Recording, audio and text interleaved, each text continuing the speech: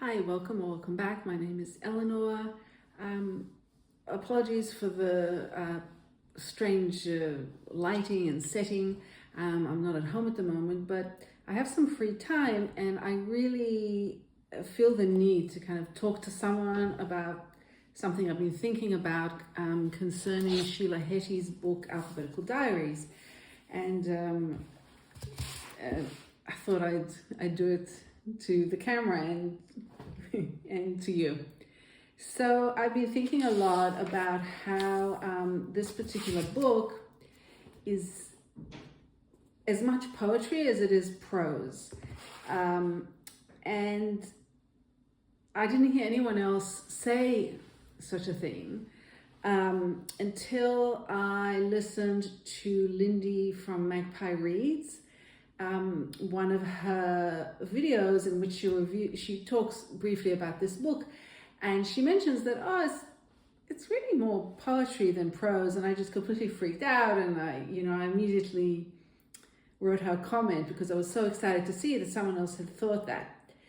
And so I thought what I do is I talk about that and then also bring in The Weather by Lisa Robertson, another Canadian, a poet, because there are so many similarities between the two books.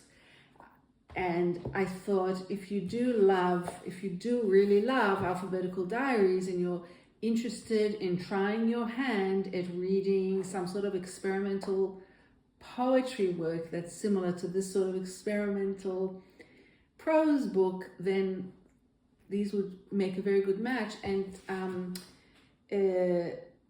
through serendipity, this is actually still readily available. So there you go. So why do I think Alphabetical? Come on, Eleanor. You've been thinking about this for months now. Now is your time to shine. Okay. Alphabetical constraints are really quite generally well-known, common in poetry, much more than prose.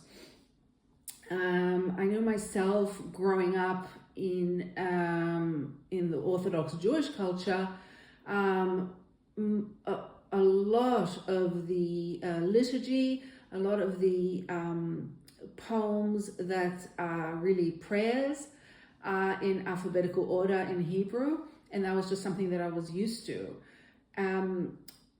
When I did a little bit more research, I found out that several of the Psalms are in alphabetical order in the original Hebrew as well. So this is going back, and also it was a very popular technique in medieval poetry, apparently, from what I read. So, okay, you've got that. Then there's also the Ulipo group, who I've always been quite intrigued by. They're a group of mathematicians.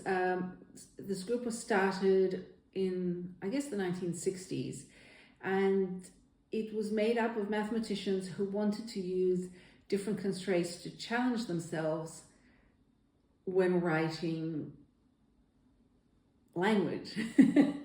And most of them, I believe, were poets. I mean, a lot wrote prose as well.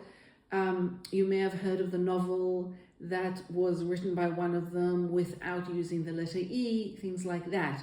But a lot of them use mathematical constraints for poetry, and sticking to the alphabet in such a strict way, Heti did it through just putting it into Excel. I mean, that's a mathematical way of looking at language in one respect. When I was looking up constraints in poetry, I came across something that I'd never seen before, which is that Mary Oliver, in one interview, did say that her famous poem Wild Geese came about because she sat down not with the idea of what she wanted to write about, but with the idea of the constraint that she would try to make as many of her lines end-stopped as possible, meaning that each line she would try to get to end with a full stop. period, if you're in in American language. And I thought that might be of interest to you, because I know most people, the general public, really love Mary Oliver. They really love her poetry, and they think of experimental work and constraints as something very foreign, when it isn't. It's just that poets generally don't talk about it. And Sheila Heti, certainly, every single interview is all about, how did you come up with this idea? Tell us more about the form. Usually poets will either hide the method that they're using, or they will use a traditional method, which is, strangely enough, perfectly acceptable. So while keeping to the alphabetical order of sentences seems to be so weird to us, keeping to the very strict rules of a sonnet wouldn't make anyone, bat an eye, which is really bizarre, because the rules of the sonnet are really, I mean, people say that there are reasons that make the sonnet so fantastic with its form, but it seems to be more random than anything else to me. That's my opinion. Another way that Sheila Heti writes like a poet is that her work is out of temporal order. She actually talks about it in an interview on the Granta podcast. I'll leave links below if you're interested. And she says that the chronology of events is not that important, she thinks, and she really doesn't want to pay too much attention to it. She mentions, as an example, she says, well, when you're thinking about someone, let's say you have a friend who you've known since childhood, you don't think about them chronologically. Every time you think about them, you don't think about them from the age of 5 and then continue. You think of them in a combination of memories and ideas and thoughts. And that's something that she incorporated into this particular work. And there's also, of course, not only the temporal aspect, but the spatial aspect of the space that each sentence in the Alphabetical Diaries takes up. What she's basically using is parataxis, which is something that poets do all the time as a habit, which is placing two images or two ideas or two completely different clauses or sentences next to each other, but without conjunctions, so that this stimulates the reader's imagination to attempt to put themselves into the work, and it gives some space for the reader. And then finally, there's a definite rhythm and a musicality to this book, and it's hard to pinpoint, but it's definitely there, and it's very, very enjoyable. I know Lindy from Magpie Reads, as you can see, I'm a fan of her channel. She said that she didn't really enjoy the Alphabetical Diaries, primarily because it put her to sleep. And she didn't feel it was fair to the author, whether she was saying it tongue-in-cheek or not, I wasn't quite sure. But it's not fair to the author to use the book as a cure for insomnia. And I feel, on the contrary, that is what I also find that this is an excellent book. Heti's latest book is an excellent book to have on your night table stand, on your nightstand. I love to dip in and out of it. It calms me, and sometimes it does put me to sleep. And I think that's a wonderful thing. I view it as a way of swimming in language, and I like to swim in language as I go to sleep, and sometimes when I wake up. So there's that. Now, as far as the history of Sheila Heti writing this book, she has stated several times that the book started as a collection of lines, so each sentence was on a different line. Well, that is a poem, because the one thing that Alphabetical Diaries is clearly lacking is the structure of the poetic line. If anything, you might want to call it prose poetry, and that's something maybe I'll talk about towards the end a little bit, because that's a bit of a gray area, and that's fascinating as well. But she had it in separate lines, and it just didn't feel right to her. So she gave it to her good friend Leanne Shapton, and I'm a big fan of Leanne Shapton. She's also a writer, but primarily she's an artist, a visual artist, an illustrator. So Heti gave this to Shapton. Shapton looked at it and wasn't quite sure, and she gave it to a friend of hers who's a book designer, graphic designer, whose name I've forgotten, apologies. And she looked at it and she said, it needs to maybe go all together without being separated, which is basically saying maybe this poem is a prose poem. But in any case, Sheila Heti did say that she was forever grateful to those two friends, because they helped her kind of crack the code of this book, and she just ran with it from then on. Now, there's an excellent article in Propeller Magazine, which I had read before and forgotten and then rediscovered. And it's a discussion between Sheila Heti and one of my favorite poets, Dorothea Lasky, and I mentioned that before a while back. But in any case, Dorothea Lasky, the poet, says, "I've always felt like prose was this strange animal, but your writing is the same thing poetry is. It's the same animal, but clearer, and with all the layers being said that I leave out." And I think that's another thing that makes this Alphabetical Diaries perhaps a little bit more prose than poetry, is that the things that are left out are not as obvious. It feels like we're reading a diary. It feels like it's very intimate and we are reading someone's actual diary entries. The mystery is not quite the same as the mystery you'll find in poetry. But in any case, Sheila responds, "The way you feel about prose, a strange animal, is the way I feel about poetry. It's hard for me to understand why people write poetry when there's prose. But it's also hard for me to understand why people write prose that isn't poetry. I think about the rhythms and the sounds of the words together, and the images and the absences and the patterns and echoes so much. Where's the fun in writing if those things are not a central concern?" Isn't that fascinating? Later on, Heti says, "I don't think about genre. I just think about all books as books, and like there's no genre." And that is also something that I found in response to this idea that Lindy from Magpie Reads had, which was really something that she was really trying to explore. And I believe several of the circle, her YouTube circle friends were also intrigued by it. How do you choose a genre? It's very interesting to hear librarians talk about that and how they would decide on what genre in which to categorize a book. And there was an interesting discussion in several videos about whether this is actually memoir, fiction, non-fiction, autofiction. And I think the fact is that it's all of them and none of them together, which is what I get also out of Heti's response.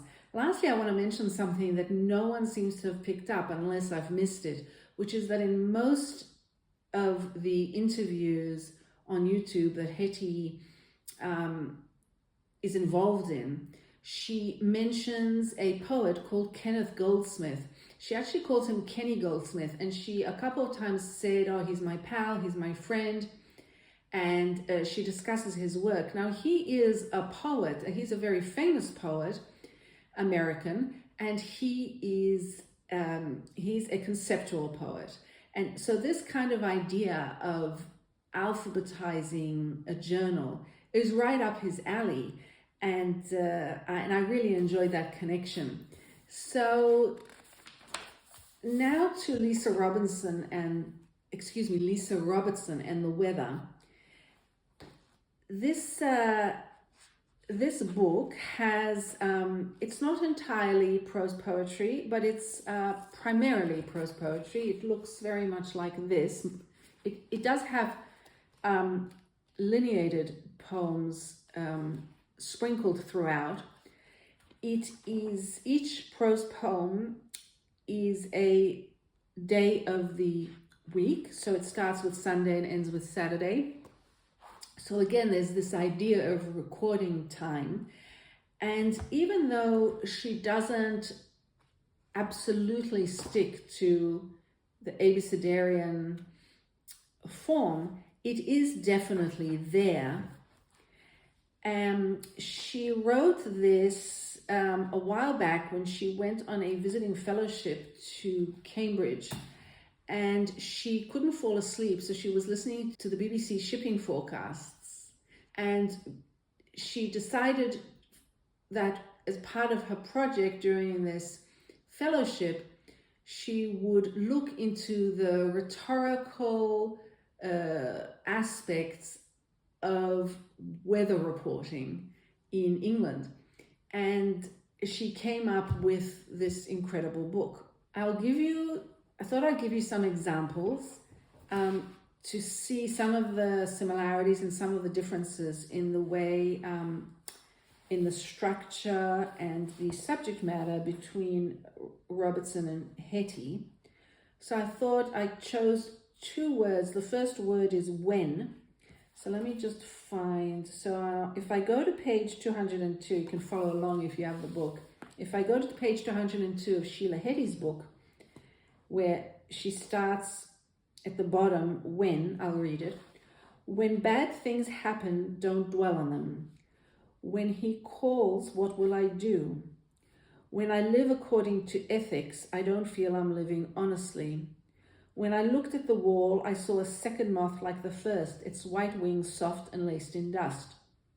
When I remind myself that I'm inferior to nobody, my attachment to him loosens. Okay. And then if I go to the weather, page 49. Now this is Robertson. When threatened, we study everything. No shape is for later inside the cliché. When upon the mountain slope translating, wild heaps and shreds far to go. When vapors rolling, people and days, a brilliance among the media and inappropriate glittering. When we are convinced, people and days, good rain, lucite days with hail or wind, woods and hills, the rind greens, emotions dangling these little spiritual boughs. When we have crossed a buoy, we can't help it, float midway above the gifts, discomfort, shoving and giving, proof. When winds are rising, we can't help it, proof. So you see, there's a marked difference. You'd be hard-pressed to say this isn't poetry. But then again, there are so many similarities here that it's interesting how Sheila Heti almost tricks us into thinking, oh, look, we're reading a journal.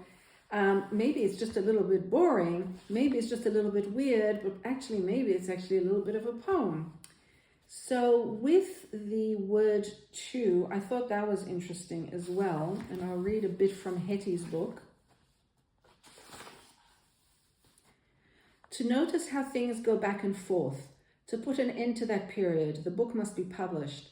To say something in the world, to say this and not that, to stay in one place long enough to watch something grow. For if you know something about how one thing evolves, maybe you can extrapolate and know how everything does.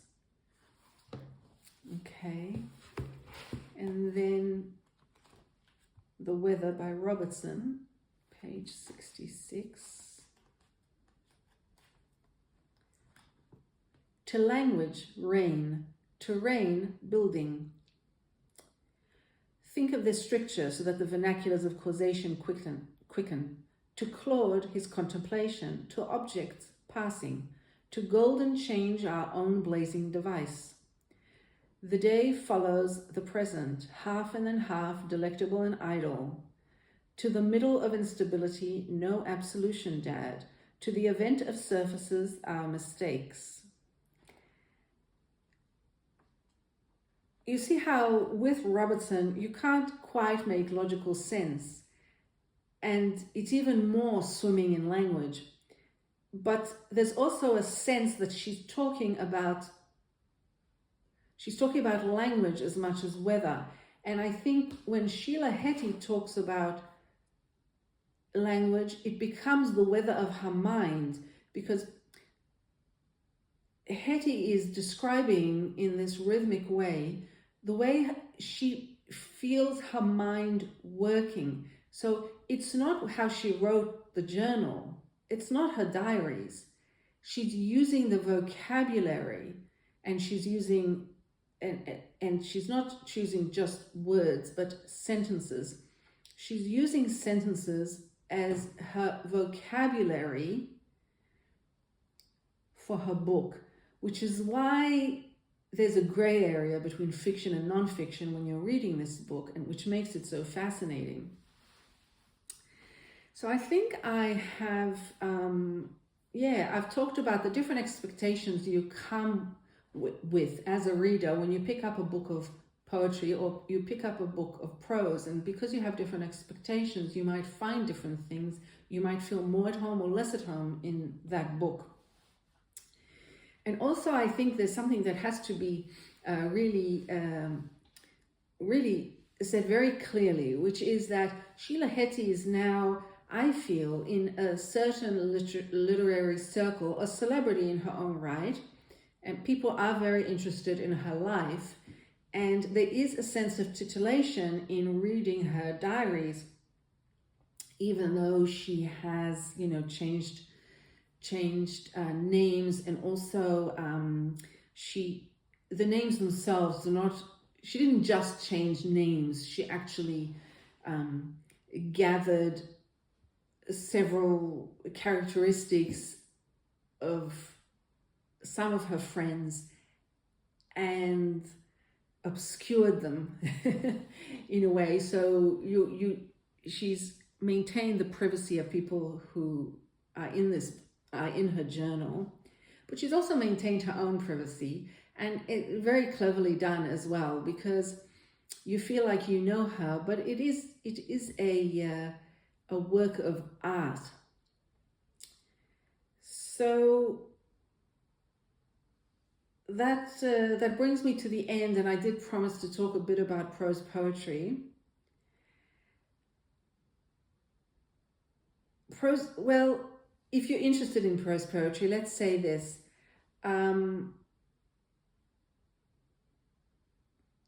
Leave a comment, and then I'll know if anyone's interested, and I can do a video on it, because it is fascinating. In any case, I do highly recommend both of these books. I love them dearly. I've had The Weather for years and years and years, and I keep coming back to it.